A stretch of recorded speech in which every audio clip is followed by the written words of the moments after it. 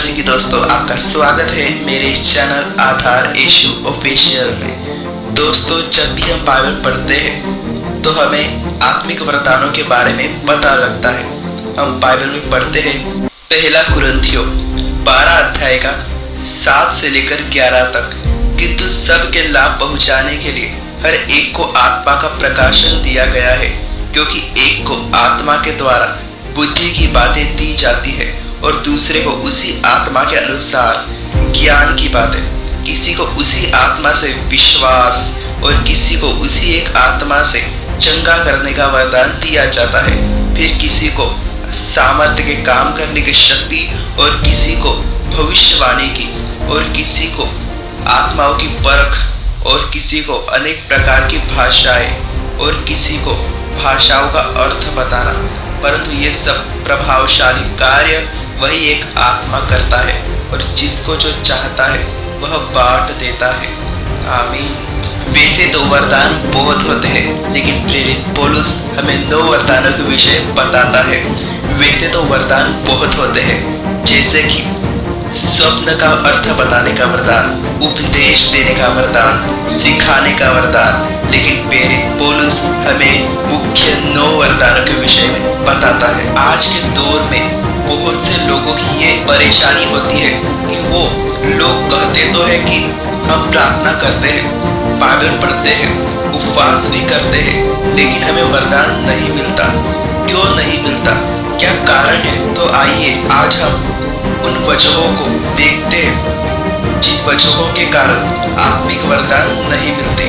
वैसे तो बहुत से कारण हैं, लेकिन इस वीडियो में हम आपको उन 3 बड़ी वजहों के बारे में बताएंगे।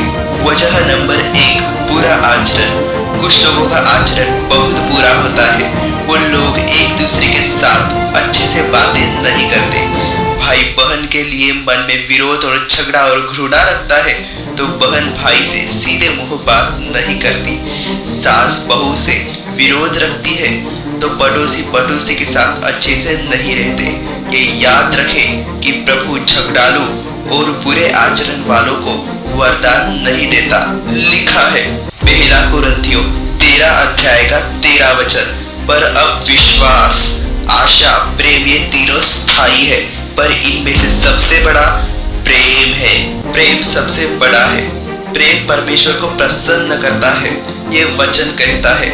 आप अपने स्वयं के अंदर झांक के देखिए कि आपके अंदर प्रेम है कि नहीं।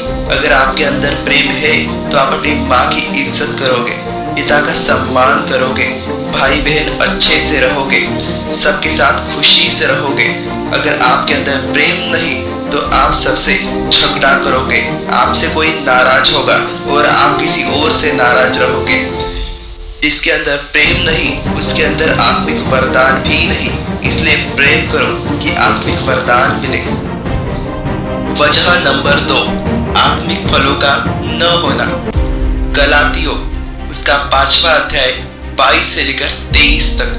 पर आत्मा का फल प्रेम, आनंद, शांति, धीरज, कृपा, भलाई, विश्वास, नम्रता और संयम, ऐसे कामों के विरोध में कोई भी व्यवस्था नहीं है। आपको वरदान चाहिए, लेकिन मैं आपको कहता हूँ कि जो कोई अपने अंदर आत्मा के सभी फलों को ले आएगा उसको आत्मा के सभी वरदान मिल जाएंगे। तुम्हें बुद्धि का वरदान मिलेगा, लेकिन उसके पहले अपने अंदर प्रेम लाओ।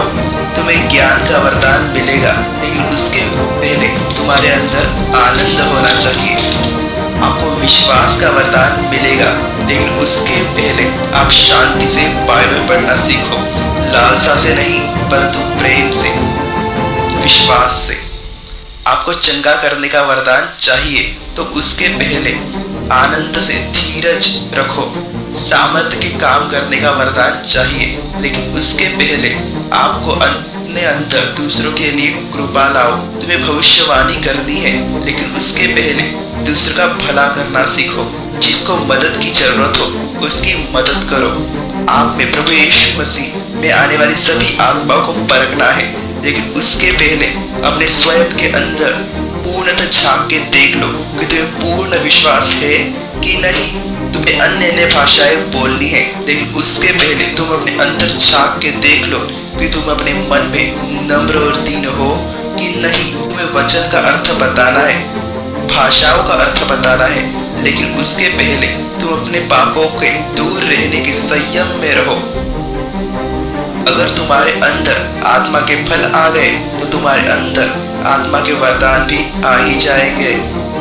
वजह नंबर 3, आत्मा की अगुवाई। इसका अर्थ है आत्मा के अनुसार अपने जीवन को रखना, परमेश्वर के पीछे चलना, वचनों के अनुसार अपने जीवन को रखना।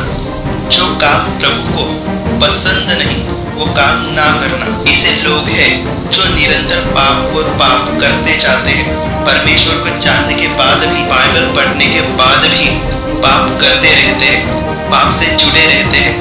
प्रभु उनके पाप क्षमा कर देता है, उसके बाद भी पाप करते रहते हैं। जो पाप से जुड़ा है वो परमेश्वर से बिछड़ा हुआ है। पाप करने वाला परमेश्वर से दूर रहता है, और जो परमेश्वर से दूर रहता है वो परमेश्वर की आत्मा से भी दूर होता है, और जो परमेश्वर की आत्मा से दूर होता है वो आत्मा के वरदानों से भी दूर होता है। यानी जो पाप करता है उसे वरदान नहीं मिलते। जो पाप करता है वो परमेश्वर की पवित्र आत्मा की अगुवाई में नहीं चलता, परंतु जो पवित्र आत्मा की अगुवाई में चलता है वो पाप नहीं करता, और उसी में परमेश्वर के सभी वरदान पाए जाते हैं। अगर आपका आचरण अच्छा है, आपके अंदर आत्मा के फल भी है, और अगर आप आत्मा की अगुवाई में भी चलते हो, आप उपवास भी करते हो, आप प्रार्थना भी करते हो, आप पाप नहीं करते, आप झगड़ा नहीं करते, लेकिन तो भी आपको आत्मिक वरदान नहीं मिला, तो धैर्य रखिए, आपको परमेश्वर शायद सबसे बड़ा वरदान दे दे। धैर्य रखिए।